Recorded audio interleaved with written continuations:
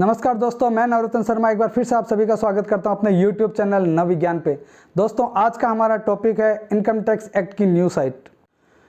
Government of India ने 20 मई 2021 को एक प्रेस नोट जारी करके सबको सूचना दी कि इनकम टैक्स की साइट चेंज हो रही है। दोस्तों, पहले जो इनकम टैक्स की साइट थी वो थी www.incometaxindiaefiling.gov.in। इतना बड़ा नाम था दोस्तों। इनकम टैक्स का ये जो नया पोर्टल है www.incometax.gov.in, इनकम टैक्स डिपार्टमेंट द्वारा दी गई जानकारी के अनुसार 1 जून से 6 जून तक इनकम टैक्स की दोनों साइटें बंद रहेगी और इसमें होने वाले काम इफेक्ट होंगे। और जो नया वाला पोर्टल है वो 7 जून से एक्टिव रहेगा। आइए दोस्तों, देखते हैं पॉइंट बाय पॉइंट क्या क्या मॉडिफिकेशन किए हैं इनकम टैक्स ने इस नए पोर्टल पे। पहला मॉडिफिकेशन तो ये है दोस्तों कि इसका नाम बहुत बड़ा था, उसको छोटा कर दिया गया है। इसका नाम कर दिया है www.incometax.gov.in। तो इस नाम को भूलना भी मुश्किल है और आसानी से सर्च होने वाला नाम है। पहले वाला नाम बहुत बड़ा था, उससे काफ़ी दिक्कतें भी आती थी। आइए दोस्तों, देखते हैं स्क्रीन पे आप जैसा देख रहे हैं इनकम टैक्स के अनुसार पहला पॉइंट जो है वो ये है। दोस्तों, इनकम टैक्स डिपार्टमेंट का जो पहला पॉइंट है उसमें इनकम टैक्स डिपार्टमेंट ने अपना फोकस किया है क्विक प्रोसेसिंग पे, यानी कि जल्दी से जल्दी इनकम टैक्स प्रोसेस हो और उसका काम खत्म हो जाए और जल्दी से जल्दी लोगों को रिफंड मिल जाए। तो दोस्तों, पहले क्या होता था, इनकम टैक्स भरने के बाद फॉर्म फिलअप करने के बाद ITR-V जो ITR वेरिफिकेशन होता है उसको हमको बेंगलोर भेजना पड़ता था बाई कुरियर। जब पैन कार्ड को आधार कार्ड के साथ लिंक कर दिया गया तो इनकम टैक्स डिपार्टमेंट ने ये सुविधा दी कि अब आपको ITR-V को बेंगलोर भेजने की आवश्यकता नहीं है। अब आप उसको E-वेरीफाई करके आधार के थ्रू, नेट बैंकिंग के थ्रू और भी 2 तरीकों के थ्रू आप उसको E-वेरीफाई कर दीजिए और आपको बेंगलोर भेजने की ज़रूरत नहीं है।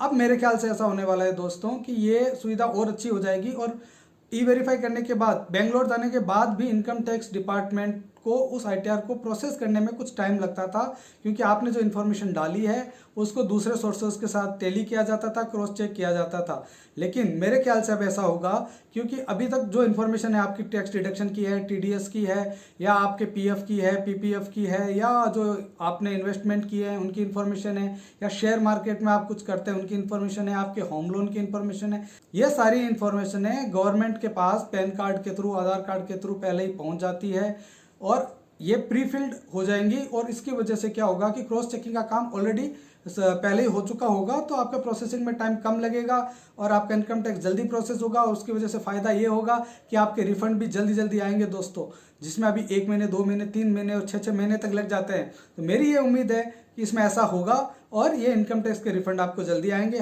दूसरे पॉइंट में मेरे ख्याल से दोस्तों इनकम टैक्स ये चाह रहा है कि इनकम टैक्स रिलेटेड जो भी चीज़ें हैं, जो भी पोर्टल हैं और जो भी इंफॉर्मेशन है वो एक डैशबोर्ड पे आ जाए। जैसे कि मोबाइल पे हमारे आते हैं कि व्हाट्सएप पे क्या मैसेज आया है, टेलीग्राम में क्या आया, फेसबुक पे क्या आया, इंस्टा पे क्या आया, सारे इन्फॉर्मेशन हमको जैसे ऊपर नोटिफिकेशन पे दिखाते हैं, वैसे ही ये इनकम टैक्स ऐसा करना चाह रहा है शायद मेरे ख्याल से कि सारी इन्फॉर्मेशन है, सारे पेंडिंग काम एक डैशबोर्ड पे दिखे। कि आपका जैसे कोई नोटिस आया तो पहले अलग टैब होती थी, उसके अंदर जाना पड़ता था, तब पता चलता था कि आपका नोटिस आया कि नहीं, या आपका हिसाब से क्या पेंडिंग है, आपकी तरफ से क्या पेंडिंग है, ये सब काम अलग अलग टैग में जाने के बाद पता चलता था।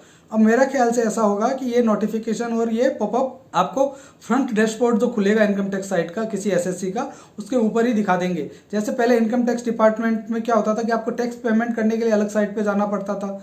तो मेरे ख्याल से सारे लिंक यहाँ पे आ जाएंगे और एक ही सोल्यूशन होगा इनकम टैक्स के सारे प्रॉब्लम्स का। तीसरे पॉइंट में इन्होंने लिखा है दोस्तों, free of cost ITR preparation software available online and offline with interactive question to help tax payer file ITR even without tax knowledge with pre-filling और minimizing data entry effort। दोस्तों, अभी भी इनकम टैक्स ने एक JSON बोल के एक utility डाली है। JSON यूटिलिटी ये एक तरह का सॉफ्टवेयर है दोस्तों। इसमें क्या होता है, आपसे क्वेश्चन आंसर राउंड खेला जाएगा, आपसे क्वेश्चन पूछे जाएंगे, उसका आपको आंसर देना है। और मैंने जैसे पहले बताया कि सारी इन्फॉर्मेशन प्री फिल होगी, तो आपकी जो इन्फॉर्मेशन आप क्वेश्चन आंसर में दोगे वो इन्फॉर्मेशन प्री फिल इन्फॉर्मेशन के साथ मैच की जाएगी। अगर आपकी इन्फॉर्मेशन और प्री फिल इन्फॉर्मेशन में या गवर्नमेंट के पास जो इन्फॉर्मेशन अवेलेबल है उसमें ज़्यादा डिफरेंस नहीं है, तो आपका ITR आसानी से फिलअप हो जाएगा और प्रोसेस हो जाएगा। और इसके अलावा दोस्तों पहले इनकम टैक्स देने के लिए हमको किसी सीए के पास या किसी टैक्स कंसल्टेंट के पास जाना पड़ता था।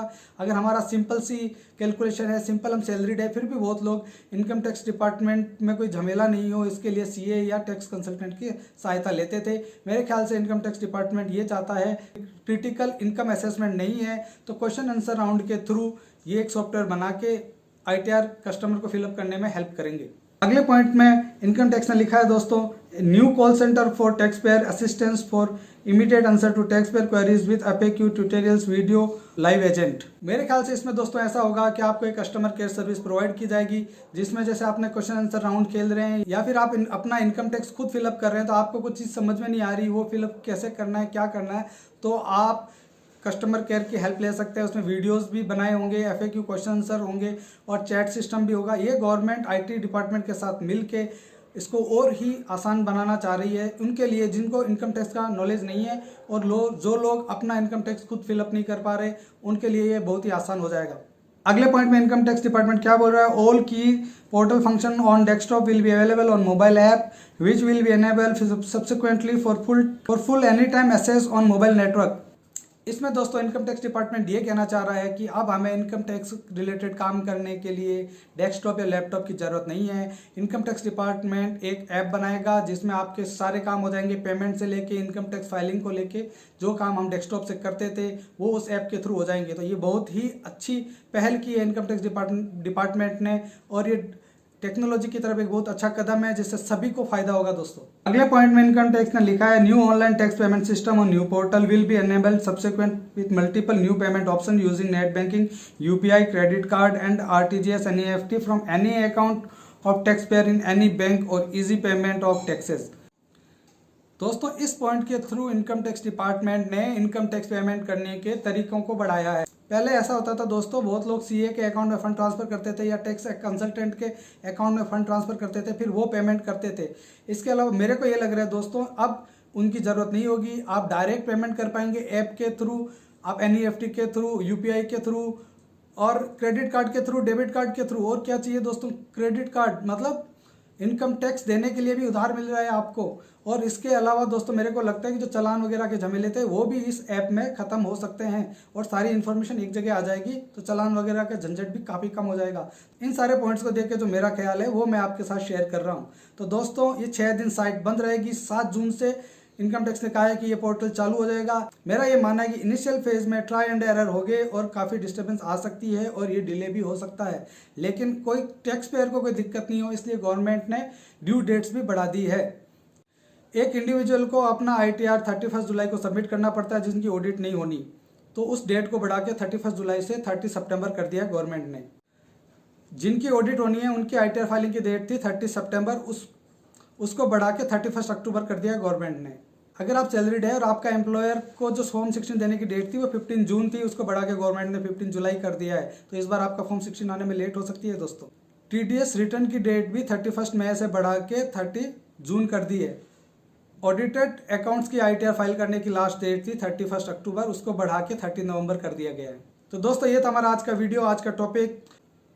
अगर ये वीडियो आपको अच्छा लगा तो इस चैनल को सब्सक्राइब कीजिए, शेयर कीजिए, कमेंट कीजिए और अगर आपका कोई और रिक्वायरमेंट है तो आप कमेंट कीजिए ताकि हम उसको ध्यान में रख के वीडियो बनाएं। धन्यवाद।